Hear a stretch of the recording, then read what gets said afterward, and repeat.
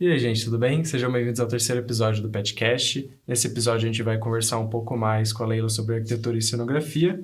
E eu queria convidar vocês a escutarem os últimos dois episódios, que a gente conversou um pouco mais sobre isso com ela.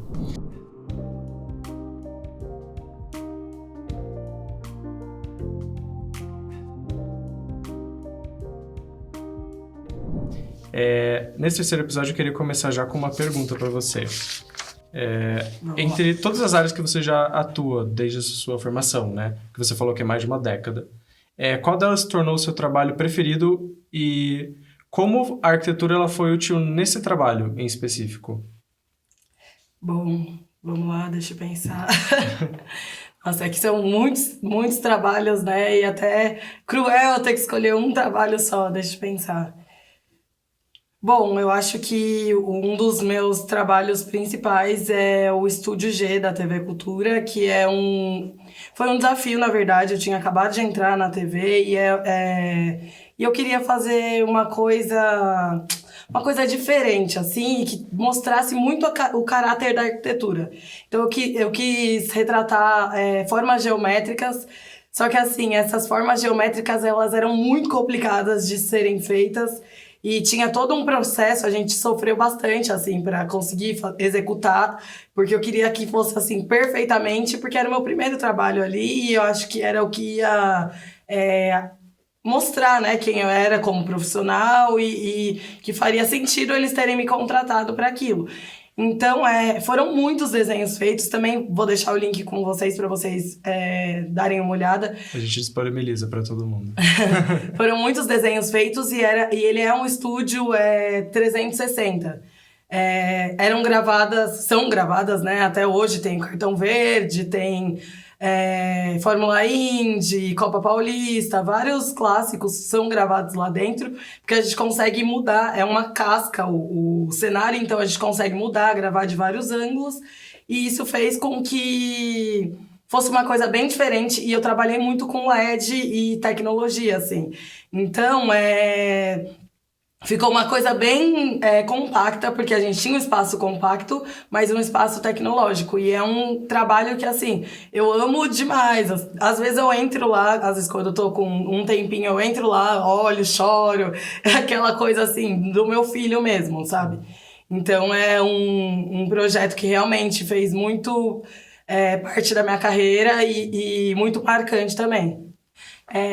Agora, como a arquitetura influenciou, eu sempre gostei muito de formas geométricas. E eu sempre achei que as formas geométricas tinham uma coisa muito sofisticada. Inclusive, eu aprendi muito isso aqui numa matéria de LA. Eu adorava LA, adorava as aulas com a Verinha, com o Antônio. Gente, eu amava demais essas aulas.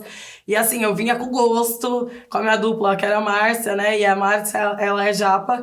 E ela tinha aquele cuidado de fazer os origamis, de fazer aquelas esculturas. Eu achava aquilo muito chique, eu achava muito sofisticado. E eu falava, não, gente, eu vou conseguir fazer um cenário desse, eu vou conseguir fazer um projeto que seja tão sofisticado e que tenha uma leveza ali com as formas geométricas. Então, o partido desse projeto era as formas geométricas. Tanto que é muito engraçado, eu vou até tentar desenvolver para vocês algumas pranchas, porque assim, do processo criativo inicial para o processo criativo final, que era um origami gigantesco. E ele foi ficando pequeno, e aí você vê a força e o quanto ficou delicado por ser um origami pequeno e o quanto eu fui me desenvolvendo nesse desenho. Que é a mesma coisa que a gente faz com LA, né? Que a gente faz com DA, enfim, de outras questões aí. De que você dificilmente teria contato trabalhando numa arquitetura mais tradicional, né? Mas talvez tem casos, né? Mas umas formas um pouco mais diferentes, essa questão do origami que você falou. Sim, e eu sempre tento colocar isso nos meus desenhos, né? Tanto que a minha coordenadora, ela fala, você tem você tem um desenho um pouco bem pro lado sofisticado, pelo lado mais tecnológico, porque eu achava isso lindo na matéria, né? E aí eu falava, não, eu acho que eu tenho que trabalhar com muita delicadeza. A madeira, eu não quero que ela pareça uma madeira bruta. Eu quero que ela pareça delicada, que tenha aquela coisa ali de vários pontos de vista, que não seja um quadrado, que seja uma coisa bem clean. E tudo que eu desenho, eu tento buscar o clean, assim. Às vezes eu desenho tipo... É um processo muito longo, para ser sincera. Por exemplo, esse do Estúdio G, eu tinha pouco tempo para desenvolver, que foi, sei lá, 1 mês e meio. Mas nesse 1 mês e meio foram muitos desenhos mesmo, de tipo odiar, chegar a odiar os desenhos que eu tava fazendo e começar do zero. Tirava, começava do zero. Então tem aquela parte de não desistir também, porque assim, aqui a gente aprende muito isso. Que às vezes a gente tá de saco cheio, nossa, não aguento mais esse projeto, que não sei o quê. Não é assim, tipo, calma, respira. Então, às vezes, até conversava com a minha psicóloga, né? Também a importância aí do entendimento, porque às vezes eu saía, olhava para uma árvore, o formato de uma árvore me ajudava a pensar em alguma outra coisa, e eu ia para, sei lá, com a minha lapiseira, desenhava de novo, e chegava num outro partido, até chegar numa hora que eu convenci a pessoa, né, no caso o diretor de arte lá da TV, que valia a pena esse processo. Só que olha que engraçado, nesse projeto específico, foi um projeto que eu não queria mostrar muito. Enquanto eu não chegasse onde eu não queria, tipo, que eles vissem. E aí eles até ficavam, tipo, um pouco apreensivos. Meu Deus, mas o que tá acontecendo aí? Que não sei o quê, por que você não quer que a gente veja? E aí, na segunda aprovação, já foi 100% aprovado. Então, aquela coisa de persistir, né? Então, eu tava persistindo, eu sabia onde eu queria chegar, então eu consegui. Eu acho legal que, mesmo a gente já comentou que a faculdade não tem exatamente essa formação específica, mas ela te dá recursos através de algumas disciplinas que influenciaram diretamente nesse desenho que você está contando pra gente. Por exemplo, LA, TA, que faz a relação, a ponte com outros temas, literatura, música, arte. Então, eu acho interessante entender isso, porque tudo tem um propósito, tanto na arquitetura tradicional de uma casa, de um edifício, quanto na cenografia também. Nada é sem propósito, nada tá lá sem intenção, né? Então, acho que, pelo que você conta, é um trabalho que tem intenção no que você está desenhando, entendeu? Sim, e ainda tem as questões. Por exemplo, nesse cenário, eu tive que entender o que era tecnologia. Quais são os pilares da tecnologia, o que é um LED RGB, o que é... Tipo, eu tive que entender muita coisa. Por quê? Porque se eu precisava fazer um cenário 360, não podia ser só verde. Não podia ser só azul. Então, precisava o RGB, né, que no caso... Precisava ser de todas as cores possíveis, porque uma hora vai ser Fórmula Indy, uma hora vai ser Copa Paulista, uma hora vai ser NBB. E aí, como que eu vou usar todos verde ou todos azuis? Só que também tinha um embasamento de questões, assim, de estética. Por exemplo, quando eu... Ok, que ainda tinha o briefing, muitas das vezes, por exemplo, da Fórmula Indy a gente recebia de fora, né, da gringa, esse KV, esse briefing aí de quais cores a gente podia seguir ou não, mas em cima dessas cores, o que eu posso usar? Porque eu ainda tenho que trabalhar minha iluminação, e não é só bancada que eu posso trabalhar, não é só o logo que eu posso trabalhar, então eu tenho que fazer ali aquela conversa. E nada melhor, novamente, do que um arquiteto para fazer isso, né, então... Chega nessa parte sempre. Eu queria perguntar uma coisa que eu fiquei curioso. Em qual parte, tipo, da sua carreira, desde que você iniciou a cenografia, você fez esse trabalho? Tipo, você já tinha um pouco mais de experiência ou foi algo mais inicial? Então, eu fiz agora, vai fazer pouco tempo, vai fazer mais ou menos 1 ano e, sei lá, 2 meses. Super recente. Super recente. Que aí é aquela coisa, eu tô começando a me soltar mais, por mais que eu tenha alguns anos já aí de profissão, você fica, né, naquela de posso ousar, não posso ousar, e o cenógrafo ele tem que ousar, mas ele também não pode ousar demais, e a minha escola na TV, ela foi um pouco clássica, porque apesar de começar aí no MasterChef, a gente tinha alguns briefings, a gente tinha algumas questões que não... Tinha que usar e não podia usar demais. Então, assim, era meio difícil, meio engessado. Então, eu ainda tinha um pouco de medo de mostrar o que era a minha personalidade, o que eu amava no desenho. Hoje, eu consigo fazer isso nos projetos que eu desenvolvo na TV. Obviamente, respeitando sempre o espaço, respeitando sempre o briefing, né, do projeto, do cliente e tudo mais. Mas eu consigo expressar e todo mundo sabe quando chega lá, por exemplo... o que a Leila desenvolveu aqui, porque hoje eu já tenho um caráter muito forte, muito marcante nos meus projetos. Tanto que todo mundo fala, nossa, isso é muito a sua cara, isso é muito parecido com o seu desenho. Porque sabe mais ou menos como que foi o meu segmento aí todos esses anos. E aí hoje eu tenho um desenho mais forte, né? Então, você consegue enxergar mais assim no mercado. Ah, que legal. Você tem, tipo, sua identidade, assim. Muito legal. Mas demorou bastante, viu? Demorou acho muito. que é isso que é interessante. Tipo, todo mundo... Acho que uma apreensão da gente como estudante também. Caramba, todo mundo tem uma identidade. Daí a gente olha lá pros arquitetos de fora, tipo... Já tem anos, décadas de atuação e a gente fica se pressionando pra também tentar se encaixar nisso. E eu acho que o seu relato fala sobre isso também, que a gente tem que dar tempo ao tempo e ao nosso trabalho para que a gente descubra também, né? E explore possibilidades.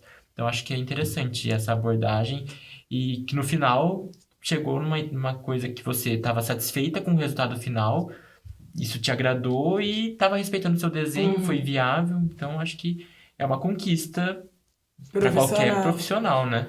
E aí entra naquela coisa também, porque todo mundo pergunta do sucesso e tudo mais, que nem sempre o sucesso do seu processo criativo vai ser um sucesso financeiro, você vai estar ganhando milhões e milhões e milhões, porque, tipo, várias pessoas falavam, nossa, uau, ela tá ali, ela tá fazendo isso, ela deve estar milionária, que não sei o quê. E não é bem assim. Tipo, a satisfação inicial de você conseguir seguir aí nesse caráter do sucesso é você estar feliz com o que você tá fazendo. Então, por exemplo, hoje eu vou trabalhar feliz todos os dias.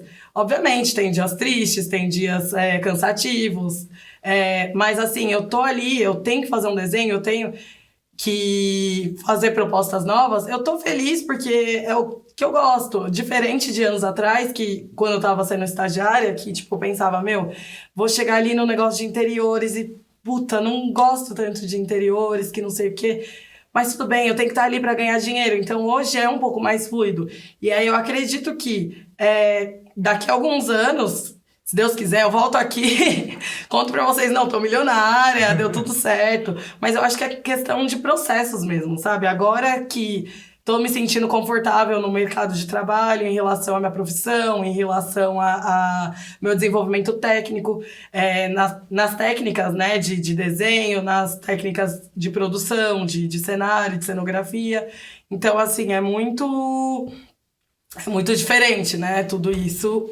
Você vendo a trajetória, né? Então, eu sempre me emociono muito quando eu venho aqui, porque eu lembro que, tipo, não era fácil, que não era fácil ter o projeto aprovado, não era fácil os professores falarem, não, tá ótimo, porque eu realmente não tinha achado a minha caixa, não tinha me identificado. Agora, hoje eu sei o que eu quero de verdade, entendeu? Então, eu me identifico. Então, quem sabe há anos atrás alguém estivesse aqui falando, sei lá o que eu tô falando hoje, e aí alguém olhasse e falasse, nossa, então eu acho que no meu TFG eu vou propor alguma coisa lúdica. E aí você conversaria com a pessoa que tá seu orientador e tudo mais, e você teria um pouco mais de felicidade ali, né, no seu processo. Porque não foi um processo fácil, foi um processo bem sofrido, até eu entender que, tipo, o cenógrafo também é arquiteto, entendeu? Então, assim, legal a gente sempre lembrar disso. E uma outra coisa que eu gosto sempre de lembrar, todas as vezes, todos os lugares que eu passei aqui, na palestra, enfim, que eu fiz parte do CAFAL, parte da Atlética, parte da Liga das Atléticas. Então, assim, eu não era a pessoa 100% exemplo da sala que tirava 10 toda hora e tal, mas eu era uma pessoa que queria entender quais eram os processos. Não tive a oportunidade de entrar no PET, porque na época era uma coisa muito restrita também, e aí tinha uma pequena quantidade, né, que podia entrar ali, mas assim, sempre conversava com os meus amigos que eram no PET, porque eu queria saber o que tá acontecendo lá dentro, o que tá sendo conversado, e assim, se você não tem essa discussão, o arquiteto, ele precisa ser político, ele precisa saber se portar na sociedade, ele precisa saber o que ele tá fazendo, o que ele tá falando, quais são os materiais que tem, o que tá em alta, o que não tá em alta, tanto na questão de física, quanto na questão sentimental. Então, assim, por exemplo, os grupos promovem eventos, os grupos sabem qual é a dificuldade de fazer tudo isso aqui dentro. E assim, você tendo um pezinho lá dentro, você tendo um pezinho aí dentro de um desses grupos, tenha certeza que você vai se achar em algum momento, porque significa que você é persistente. Então, você tá ali tentando entender o que tá acontecendo e você vai ter o seu espaço na sociedade. Tipo, não duvide que você vai ter o seu espaço, que você vai ter, entendeu? Eu acho que é uma questão de ter interesse, né? Isso, exatamente. E é isso, né? Porque a gente tem que buscar aquilo que nos satisfaz de alguma forma, né? E eu acho que foi o que você conquistou, e isso imagino quão gratificante seja. Então, eu acho isso incrível mesmo. E também essa questão de você ter os contatos, isso gera oportunidades, né? Então, você vai ter um contato mais próximo, às vezes, que você falou, fazer parte de grupos, eu fiz parte da Atlética. E daí você já teve algumas experiências, mesmo que seja com mini eventos, né? Eu falo que eu também já fui por um pouquíssimo tempo. Mas aí você já tem um contato que extrapola um pouco só a universidade, e daí talvez você tenha aberto algumas portas para você pensar, eu faço isso na faculdade, mas fora dela tem essas coisas também. Então, é muito interessante você chegar nesse ponto. Porque eu saí de Campinas com uma cartela, assim, de contatos absurda. E aí eu cheguei em São Paulo e só foi crescendo essa cartela de contatos. Tanto que esse ano eu fiz o Lollapalooza, né? Fiz McDonald's no Lollapalooza. E essa pessoa uma das pessoas ali envolvidas, que era o Pedro Meirelles, que era um dos arquitetos principais ali do projeto do MEC, ele foi um amigo meu de longa data aí de Atléticas, e ele fazia Mackenzie. E aí eu cheguei em São Paulo, a empresa dele me atendeu no MasterChef, e logo em seguida, passaram alguns anos, eu fui trabalhar com eles no McDonald's. Então, assim, é aquela coisa da troca sempre, né? Porque você imagina, não é porque a galera da Atlética, dos outros estão ali na bebedeira sempre e tudo mais, mas não, por trás de toda essa influência social, existem os contatos, né? E assim, foi um dos projetos muito realizadores também da minha vida, ter feito o MEC no Lola. Então, assim, eu consigo ver com muita força que tudo isso foi questões da minha carreira. Não foi só porque eu tinha contado ali no momento. Foi porque, eu fui construindo ao decorrer da carreira, né? Então, é muito importante você sempre estar comunicando. Às vezes, você não tá em nenhum desses grupos, mas sei lá, você senta com o professor. Eu sentava direto com o Antônio e eu falava, Antônio, eu não sei o que fazer, eu tô desesperada, porque o projeto parece que não fluía comigo quando eu tava fazendo interiores ou eu tava fazendo, arquitetura convencional.